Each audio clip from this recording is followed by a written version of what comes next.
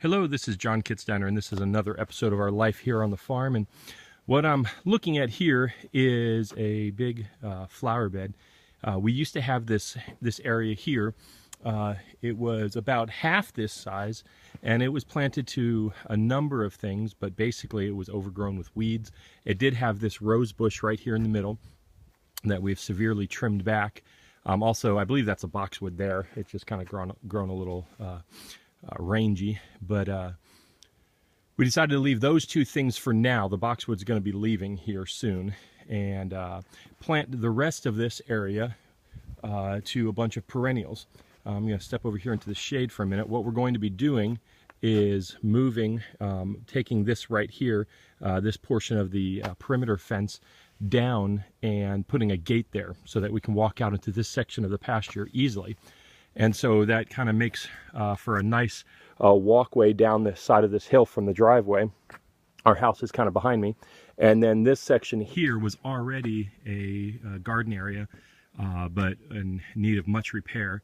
And so we've pulled out almost everything, and we sheet mulched it. And sheet mulching is a technique, many of you probably are aware of it, where we underneath here we lay down cardboard over the existing grass. It's very wet. We wet the grass first, we soak the cardboard, and we also used a lot of paper-based recyclable feed bags, and then laid those out, overlapping them, and then covering the whole thing with 6 to 8 inches, sometimes more, of old hay and straw to act as a weed barrier and soil building kind of components. And then what we did was we planted a bunch of perennials, and I'll start all the way over here. Over here we've got a row of, you can kind of just barely see them in here. These ones are pretty small. These are about the smallest of the plants that we have, but this is a row of red currants. And then we have a couple Juneberries. I think this is a Regent variety. Then in the middle here we have a flowering quince. It's one of the few quince, flowering ornamental quince that are edible as well. And quince are one of my favorite kind of unique fruits. Here in the front here and over here, right here, and then also in the back I have a few Haskap or Honeyberry. They're kind of a blueberry-ish type plant. We're about as far south as they normally grow, so that one's kind of an experiment for us. Here behind this boxwood is a Cornelian cherry, also known as an edible dogwood. They have beautiful yellow flowers, not the large flowers that are typical of the Cornus florida, or the common flowering dogwood that most people are familiar with, but these have smaller, yellower flowers. And this gets to be a small tree. And so that's going to be kind of the center point of this garden area with the flowering quince underneath it.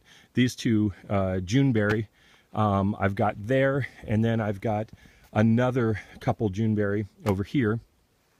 These are larger plants, kind of a large shrub, and they produce blueberry type fruit as well. Over here I got a row of 3 Clove Currants.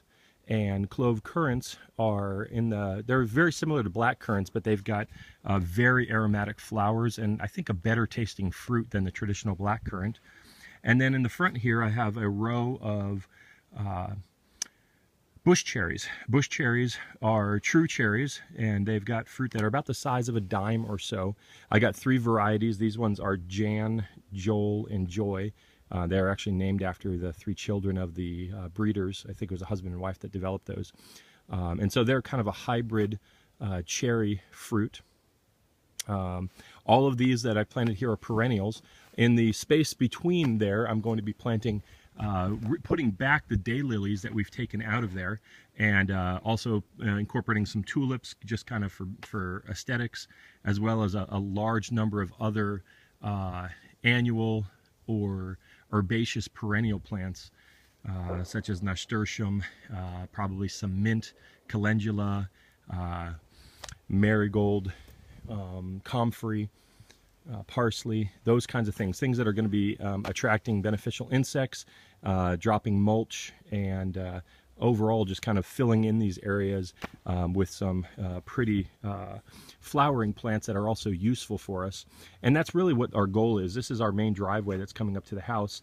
As you can see here, these are all the rocks that were removed as border for the flower bed. But as you come up the house, we're trying to make a kind of a beautiful flowering bed area that actually has a lot of useful plants for us that we'll be able to just walk right outside and harvest from.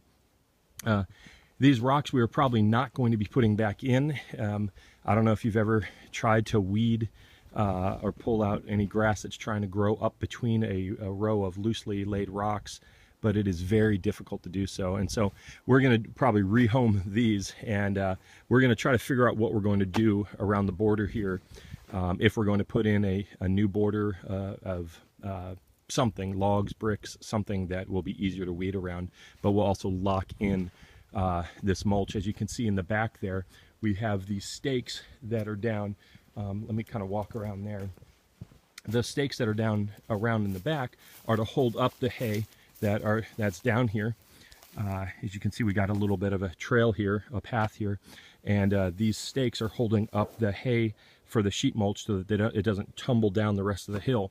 In this area, we've got some of these old pieces of wood that were also in the garden laying there, but those will be taken out as well.